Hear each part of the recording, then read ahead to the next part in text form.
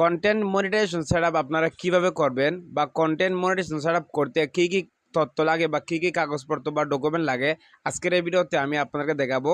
কারণ বর্তমানে ফেসবুক গণহারে সবাইকে কন্টেন্ট মনিটাইজেশন সেটআপ দিচ্ছে, কিন্তু অনেকে কিন্তু সঠিকভাবে সেটআপ করতে পারতেছে না। আর সঠিকভাবে সেটআপটা না করতে পারলে কিন্তু আপনি ফেসবুক থেকে 1 টাকাও ইনকাম করতে পারবেন না। তো ফেসবুকে কন্টেন্ট মনিটাইজেশন সেটআপ করতে কি কি কাগজপত্র লাগে আর কীভাবে সেটআপ করবেন আজকের এই ভিডিওতে আমি সম্পূর্ণ নিয়মটা শিখিয়ে দিব। অবশ্যই আপনারা ভিডিওটি শেষ পর্যন্ত দেখবেন। প্রথমে বলি, কন্টেন্ট মনিটাইজেশন সেটআপ করতে আপনার কি কি তথ্য লাগবে বা কি কি কাগজপত্র লাগবে। প্রথমত আপনার একটা ব্যাংক অ্যাকাউন্ট লাগবে বা ব্যাংক অ্যাকাউন্ট নাম্বার লাগবে। অবশ্যই সেটা নিজের নামে হলে সবচেয়ে ভালো হয়। এবং ব্যাংকের যে সুইফট কোড আছে সে সুইফট কোডটা লাগবে। সুইফট কোড আপনারা গুগলে সার্চ দিয়ে ব্যাংক আপনি খুলবেন, সে ব্যাংকের নাম লিখে গুগলে সার্চ দিলে আপনি সুইফট কোডটা পেয়ে যাবেন, বা ব্যাংকের যে কর্মকর্তা আছে তাদের সাথে যোগাযোগ করে আপনারা সুইফট কোডটা বের করে নিতে পারবেন। এবং আপনার একটা ঠিকানা লাগবে, আপনার একটা ইমেল লাগবে। ইমেল অবশ্যই একটা অ্যাক্টিভ ইমেল হতে হবে। এবং আপনার একটা ফোন নাম্বার লাগবে, সেটাও আপনার নিজের এবং অ্যাক্টিভ একটা ফোন নাম্বার হতে হবে। এবং একটা টিন সার্টিফিকেট লাগবে, টেক্সট আইডেন্টিফিকেশন নাম্বার যেটাকে বলা হয়, সেই নাম্বারটা লাগবে। এগুলা কিন্তু লাগবে। এবং আপনার এনআইডি কার্ড লাগবে। এখন আমি যে যে বিষয়গুলো যে তথ্যগুলো বললাম এগুলো কিন্তু লাগবে কন্টেন্ট মনিটাইজেশন সেটআপ করতে। সো এখন আমি আপনাদেরকে দেখাবো কন্টেন্ট মনিটাইজেশন সেটআপ আপনারা কীভাবে করবেন। এর জন্য অবশ্যই আপনাকে মোবাইল স্ক্রিনে চলে যেতে হবে। এখন আমি আপনাদেরকে মোবাইল স্ক্রিনে সম্পূর্ণ নিয়মটা দেখিয়ে দিচ্ছি। সো ভিউয়ার্স, প্রথমে আপনি যে কাজটা করবেন, আপনি এখানে আসবেন। আসার পরে আপনি যে কন্টেন্ট মনিটাইজেশন বা আপনি যে সেটআপটা করতে যাচ্ছেন সেই সেটআপটা ডান থেকে পেয়ে যাবেন সেটআপ, আপনি এখানে ক্লিক করবেন। ক্লিক করার পরে আপনি নিচে পেয়ে যাবেন গেট স্টার্ট, দেখতে পাচ্ছেন, আপনি এখানে ক্লিক করে দিবেন। ক্লিক করার পরে দেখতে পাচ্ছেন এখানে লেখা আছে লেটস স্টার্ট উইথ বেসিক্স। এখান থেকে আপনাকে সম্পূর্ণভাবে ডিটেলসগুলো দিতে হবে। এখানে অবশ্যই আপনি লিখতে হচ্ছে লেখা আছে লিগ্যাল ফার্স্ট নেম এবং লিগ্যাল লাস্ট নেম, তারপরে লেখা আছে ডেট অফ বার্থ, তারপরে লেখা আছে কান্ট্রি। এখান থেকে অবশ্যই আপনার যে এনআইডি কার্ড আছে, আপনার এনআইডি কার্ড অনুযায়ী আপনাকে সমস্ত কিছু দিতে হবে। আপনার এনআইডি কার্ডের মধ্যে যে প্রথম নামটা আছে সে নামটা আপনাকে দিতে হবে, এবং লাস্ট যে নামটা আছে সে নামটা আপনাকে দিতে হবে। আপনার এনআইডি কার্ডের মধ্যে জাতীয় পরিচয় পত্রের মধ্যে যে জন্ম তারিখটা আছে সেটা দিতে হবে। কান্ট্রিতে অবশ্যই আপনি যেহেতু বাংলাদেশে, আপনি বাংলাদেশে সিলেক্ট করে দিবেন। সিলেক্ট করার পর আপনি এখান থেকে নেক্সট পেয়ে যাবেন, নেক্সটে ক্লিক করে দিবেন। ক্লিক করার পরে দেখতে পাবেন এখানে লেখা আছে ইন্টার বিজনেস ইনফো। অবশ্যই এখান থেকে আপনি কান্ট্রিটা বাংলাদেশটা সিলেক্ট করে দিবেন। আর এই যে বিজনেস টাইপ দেখতে পাচ্ছেন, এখানে ক্লিক করে অবশ্যই আপনি ইন্ডিভিজুয়াল প্রোভাইডার, ঠিক আছে, ইন্ডিভিজুয়াল এটা আপনি সিলেক্ট করে রাখবেন। আপনি লেখাটাও দেখা রাখেন। তারপর আপনি নিচে নেক্সট পেয়ে যাবেন, নেক্সটে ক্লিক করবেন। তারপর এখান থেকে আবার দেখতে পাচ্ছেন এখানে লেখা আছে ইন্টারিয়র ইনফো। এখান থেকে আরও আপনাকে অনেক কিছু দিতে হবে। আপনি অবশ্যই একটু ধীরে সুস্থিতে কাজটা করবেন। আমার ভিডিওটা দেখে দেখে আপনি অন্য একটা মোবাইল দিয়ে কাজটা করবেন, ঠিক আছে। প্রথমে লেখা আছে লিগ্যাল ফার্স্ট নেম, আপনি যে প্রথমে নামটা দিয়েছিলেন আপনার জাতীয় পরিবর্তন অনুযায়ী আপনার সেই নামটা এখানে থাকবে। তারপর আপনি একটু নিচে চলে আসবেন। তারপর এখানে লেখা আছে ডেট অফ বার্থ, এটা কিন্তু আপনার সিলেক্ট করা থাকবে আগে থেকে। তারপর এখান থেকে আপনাকে আর একটা কাজ করতে হবে, এটা আমি লুকিয়ে রাখছি। দেখতে পাচ্ছেন এখানে লেখা থাকবে অ্যাড্রেস, এই যে একটার মধ্যে লেখা থাকবে প্রাইমারি অ্যাড্রেস। তো অনেকে আপনার যে অ্যাড্রেস আছে, ঠিকানা, এটা আপনাকে দিতে হবে।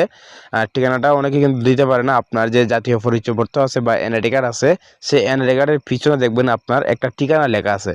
আপনি সেই ঠিকানাটা ইংলিশে দিয়ে দিবেন। আপনার ঠিকানাটা যে এরকমভাবে থানা, এলাকায়, জেলা, পোস্ট অফিস, যে এরকমভাবে পোস্ট কোড যে এরকমভাবে আপনার বাংলাতে লেখা থাকবে অনেকের, আপনি ইংলিশে সুন্দরভাবে প্রাইমারি অ্যাড্রেস আপনি দিয়ে দিবেন। আমি বারবার বলতেছি, আপনার জাতীয় পরিচয়ের মধ্যে পিছনে কিন্তু আছে প্রাইমারি অ্যাড্রেসটা, আপনার ঠিকানাটা আপনি সুন্দরভাবে এখানে দিয়ে দিবেন। তারপর এখান থেকে আপনার যে সিটি আছে, শহর, আপনি আপনার শহর কোনটা আপনি অবশ্যই দিয়ে দিবেন। অবশ্যই আপনার জাতীয় পরিচয়ের মধ্যে যে শহরটা দেওয়া আছে এটা দিবেন। তারপরে স্টেট অ্যান্ড এটা দেখতে পাচ্ছেন আপনার বর্তমানে যে জেলা আছে আপনি এটা দিয়ে দিবেন।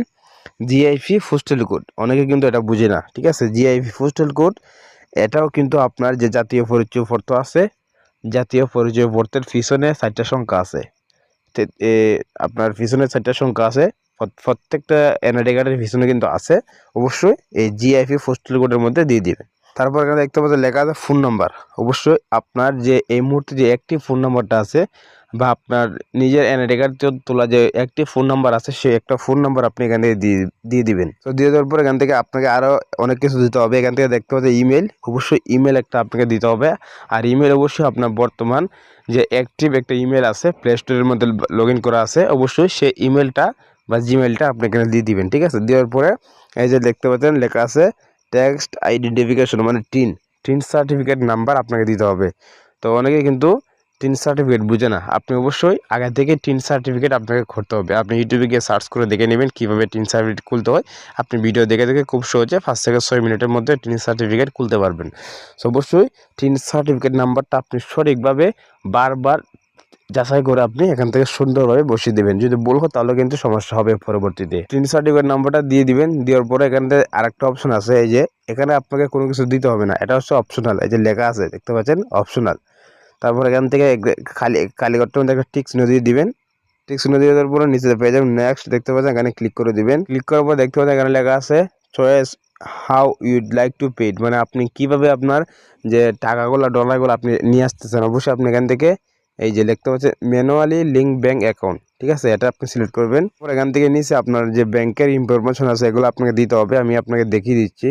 প্রথমত আপনার ব্যাংক অ্যাকাউন্ট আপনি যেভাবে খুলছিলেন অবশ্যই আপনি সেই ব্যাংকের যে পুরো নামটা আছে সেই নামটা আপনাকে দিতে হবে, ঠিক আছে। আপনি অনেকে ইসলামী ব্যাংক, অনেকে রাজবাংলা ব্যাংক বা বিভিন্ন রকম ব্যাংক খুলে, সো আপনার অবশ্যই ব্যাংকের মধ্যে আপনি যে নামটা দিয়েছিলেন সেই নামটা সুন্দরভাবে দিয়ে দিবেন।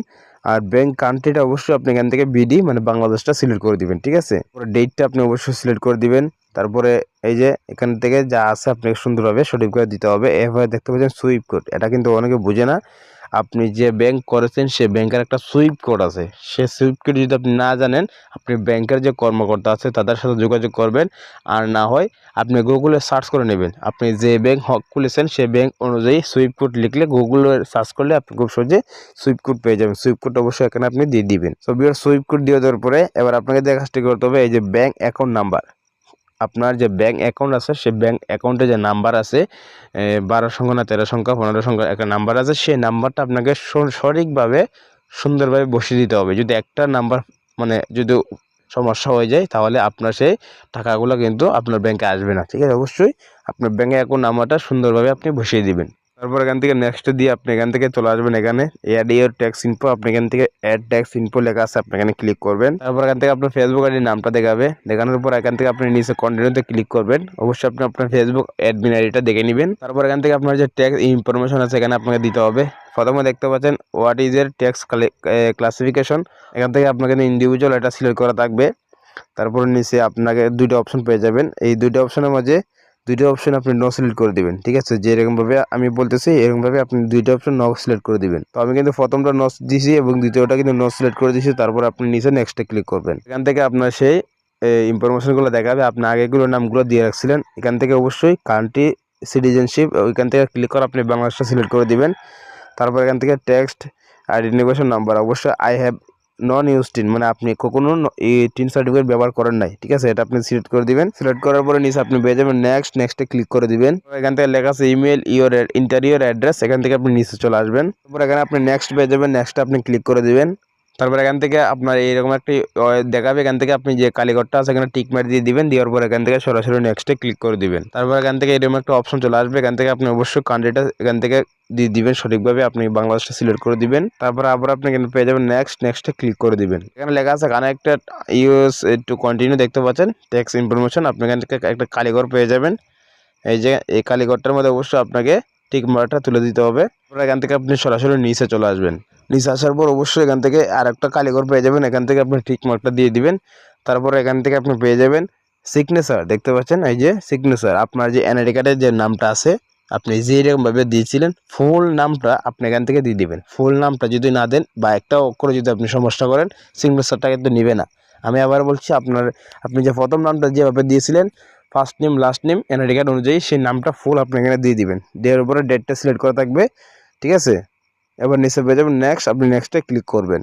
তারপর এখান থেকে আপনার সেই ফর্মটা দেখাবে, এখান থেকে আপনি যে কাজটি করবেন সাবমিট ফর্ম আছে এখানে ক্লিক করে দিবেন। তারপর এখান থেকে আপনি যে ইনফরমেশনগুলো দিয়েছেন সমস্ত ইনফরমেশন দেখাবে। দেওয়ার পরে এখান থেকে নিচে একটা কালীঘর পাবেন, টিকমার্কটা দিয়ে দিবেন। তারপরে এখান থেকে ডান আছে, ডানে ক্লিক করে দিবেন।